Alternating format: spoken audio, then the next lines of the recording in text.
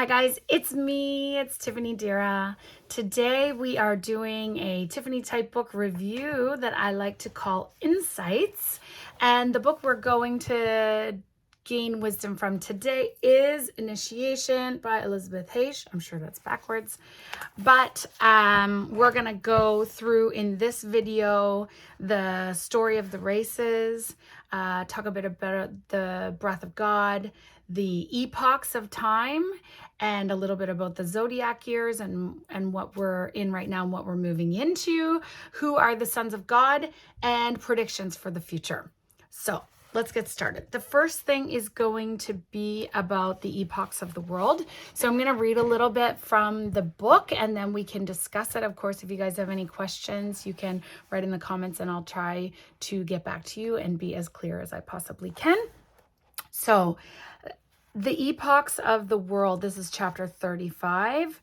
The time, so what they're saying is that the world goes through cycles, of course, just like everything, but that there is also like a cone that the world spins on its axis, that not only does it spin round and round, and not only does it go like this for the seasons, but it actually also goes in like this cone type shape.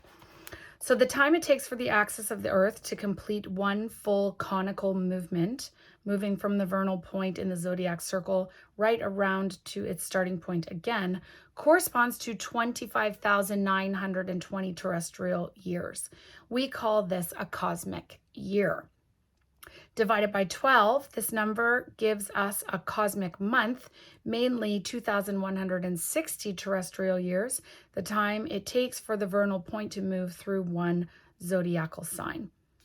So the vibrations from the cosmos have such a great effect on the earth that they even influence world history. The leading ideas in religion, science, and art are the result of the radiation of the particular constellation in which the vernal point is moving through the course of a cosmic month.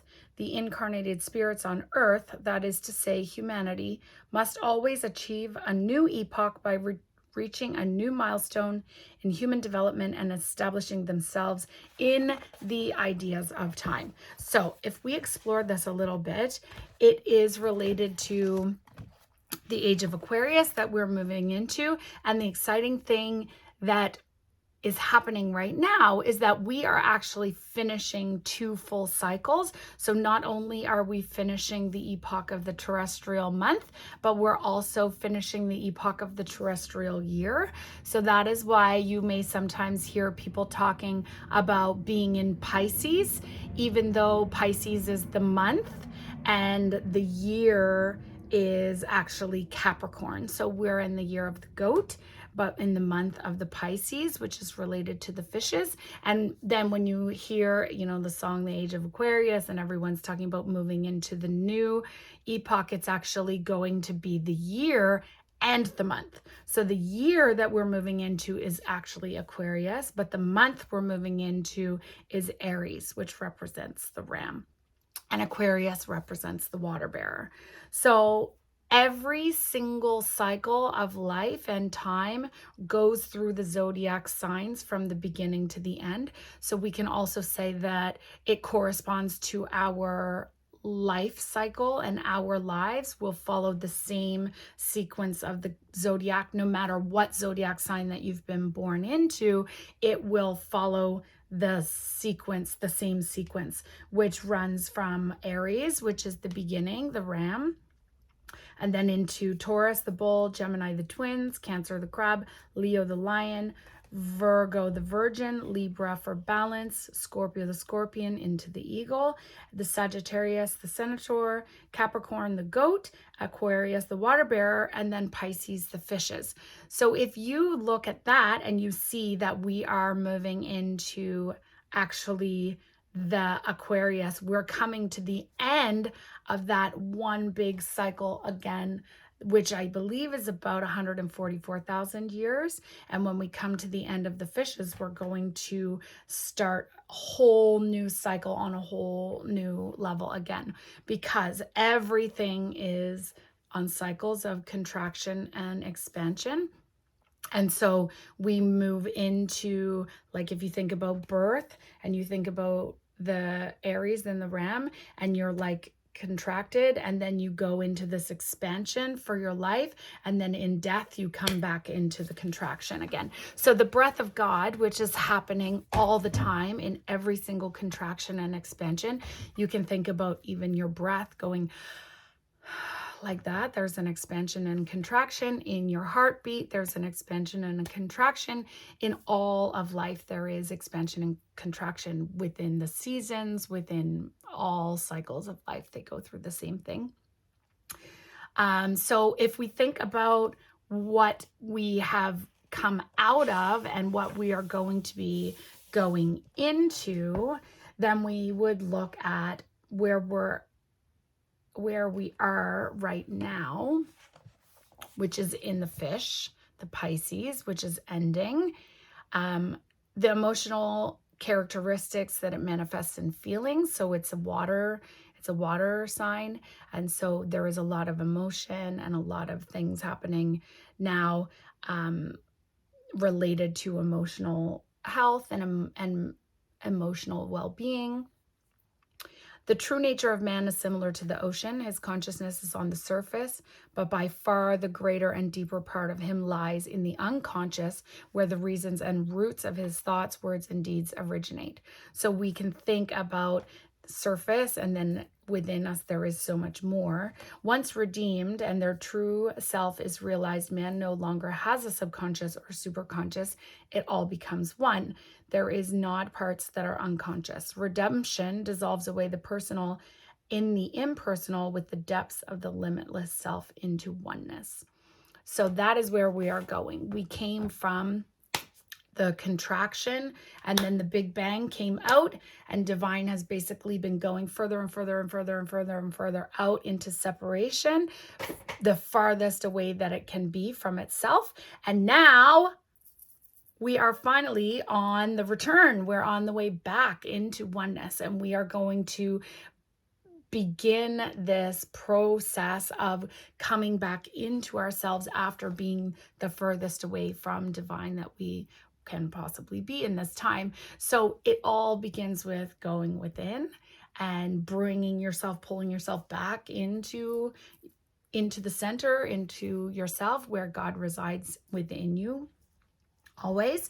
And that is where the end of that, like the Pisces, which is at the end, the farthest away. Now we start again coming back in. So the year of the goat, which is the Capricorn, which is an earth sign, is the material face of God revealed in a motherly character. So also the earth goes through its own zodiac journey, and it is going through its own journey to come back to itself. So goats live in the region of the hardest matter, earth, stones, rocks, and boulders.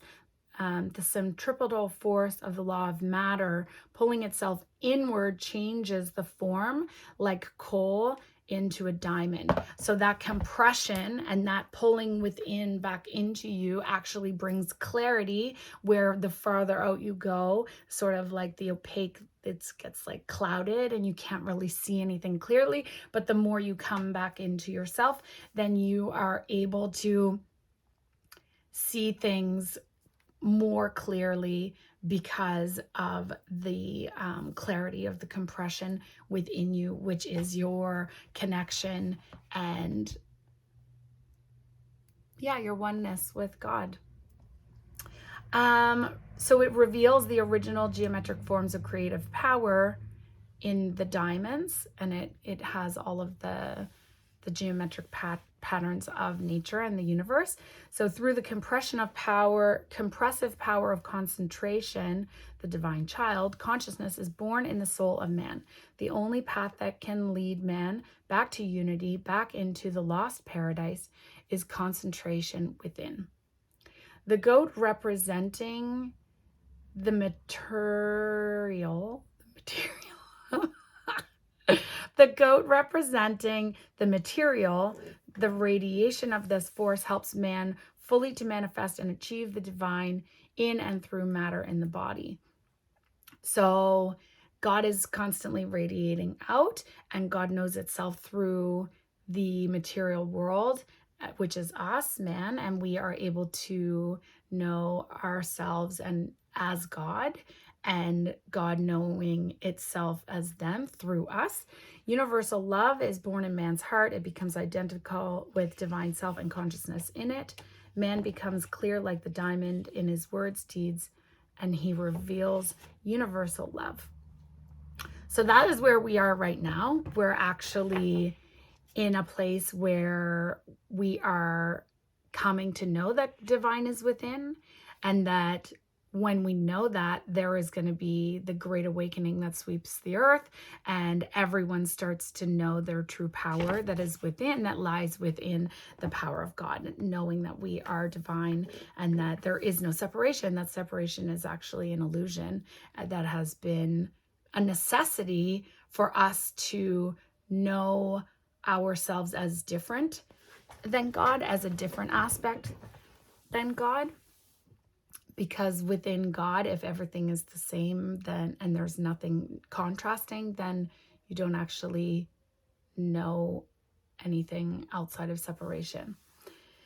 So we're moving into the month of Aries, which is the ram, and it's a fire sign. It radiates the fire of youth. So this is going to be the beginning. It's the procreative power of the young father who penetrates the bosom of nature, awakening new life and setting it in motion. The power of spring sees to it that something is born into this world in the first place.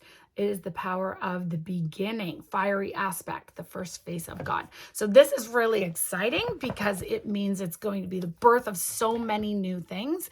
And you think about the Pisces being the end and everything that has happened in the last couple of years and how it's sort of been constricting and pulling us, back into this contraction where we then are able to go out again in the next wave, in the next cycle, and how important all of those things were to show us that we needed to come within.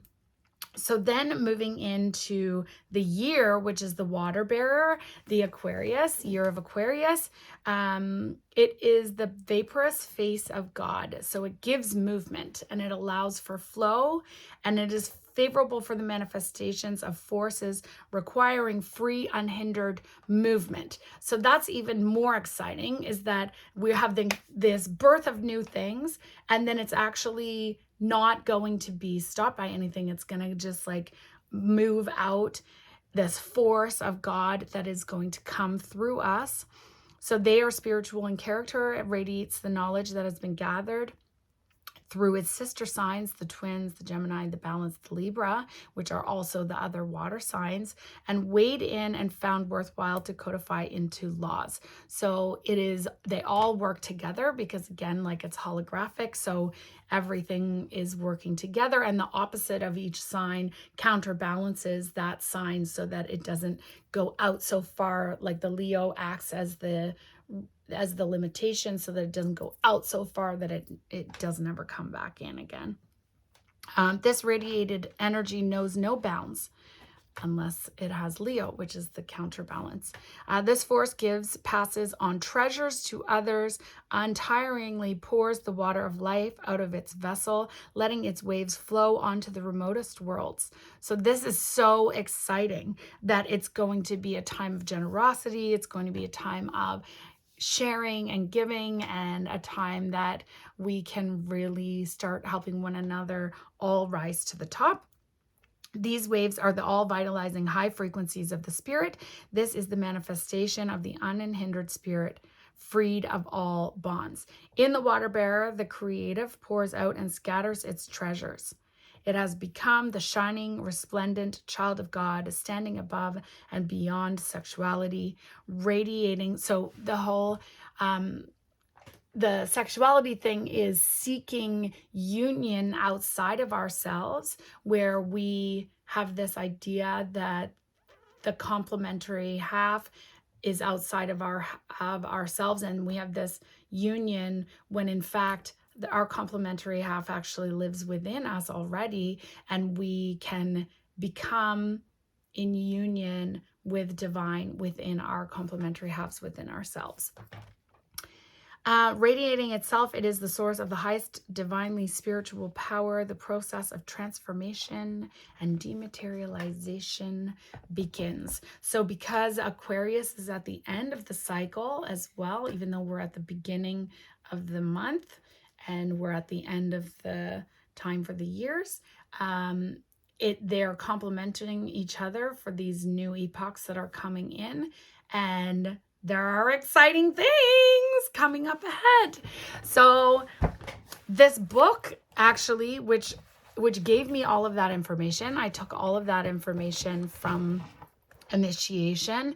It's really exciting to know that we are on the rise again, that we are coming up into this time where humanity will rise again, and we will rise again within our own spiritual knowing, and that is within. Thank you.